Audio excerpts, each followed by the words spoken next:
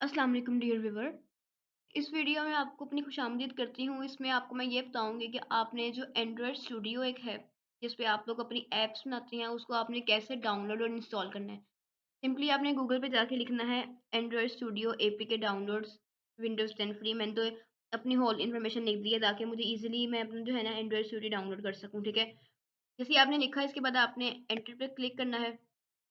Enter पे click करने के बाद ये डिफरेंट आपकी वेबसाइट्स खुल जाएँगी। आपने ये एंड्रॉयड डेवलपर्स पे जाके इस वेबसाइट को ओपन करना है और यहाँ से हमने अपना जो एंड्रॉयड स्टूडियो है ना, उसको हमने डाउनलोड करना है। आपके पास एक ऐसा इंटरफ़ेस ओपन हो जाएगा, ठीक है। आपने ये डाउनलोड वाले ऑप्शन पे क्लिक करना है, डाउनलोड एंड्रॉयड स्टूडियो हेजहॉग, ठीक है। इस पे आप क्लिक करेंगे और नीचे आपने इस एग्रीमेंट्स को जो है ना चेक बॉक्स पे टिक करना है। टिक करने के बाद जो आप अपना एंड्रॉयड स्टूडियो हेजहॉग है ना, इसका वर्ज़न है 2023.1.1 पैच 2 फॉर विंडोज़, इस पे आपने क्लिक कर देना है। तो जो आपका एंड्रॉयड स्टूडियो है ना, इसका जो सेटअप है ना, वो डाउनलोड होना स्टार्ट हो जाएगा। जैसे ही डाउनलोड होता है, डाउनलोड होने के बाद देन मैं आपको बताती हूँ, क्योंकि ये थोड़ा हेवी होता है, इसलिए इसको थोड़ा टाइम लगेगा। मैं आपको दिखा भी दूँ कितने जीबी का होता है ये। ये देखिए यहाँ लिखा हुआ है कि 1.0 जीबी का है, तो इसको जितनी आपकी नेट की स्पीड तेज़ वगैरह होगी, उसके अकॉर्डिंग जो है ना ये डाउनलोड हो जाएगा। और जैसे ये डाउनलोड होता है, देन आपकी मैं आपको ना इसकी इंस्टॉलिंग के बारे में बताती हूँ कि हमने कैसे इसकी इंस्टॉलिंग करनी है। नेक्स्ट हमने क्या करना है कि एंड्रॉयड स्टूडियो को हमने वेबसाइट से जाके डाउनलोड कर लिया है, डाउनलोड होके इधर आ गया है, ठीक है। अब हम इसकी सेटअप को ना इंस्टॉलिंग वगैरह करते हैं। सिंपली आपने इस पर डबल क्लिक करना है और आपका जो सेटअप है ना, ये आपका ऑन हो जाएगा, ठीक है। देन हम नेक्स्ट देखते हैं कि हमने क्या करना है।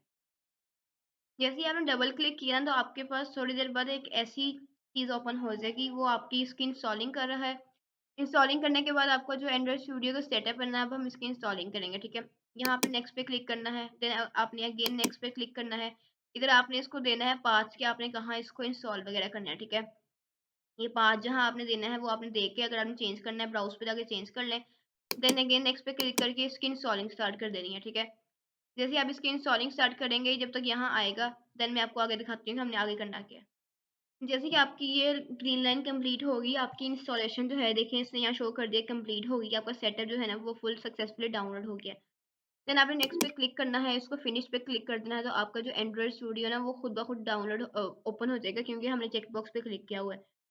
हम फिनिश करेंगे तो हमारा जो एंड्रॉयड स्टूडियो है उसने खुद ब खुद ओपन हो जाना, ठीक है। देन मैं आपको आगे शो करवाती हूँ कि हमें आगे करना क्या है।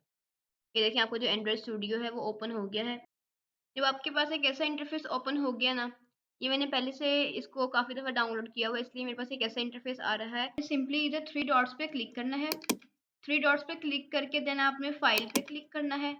देन आपने न्यू पे क्लिक करना है। यहाँ हम अपना जो प्रोजेक्ट है ना, उसको हम न्यू को क्रिएट कर रहे हैं, मतलब न्यू प्रोजेक्ट हम क्रिएट कर रहे हैं, क्योंकि अब हम न्यू प्रोजेक्ट क्रिएट करेंगे तो सारा काम हम उस पे करेंगे, ठीक है।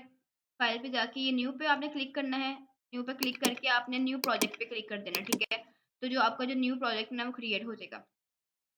देन आपने यहाँ अपना टेम्पलेट चूज़ करना है कि आपने कौन से वाला टेम्पलेट रखना है। मैं इधर एम्प्टी एक्टिविटी पे क्लिक करके नेक्स्ट पे क्लिक कर दूँगी।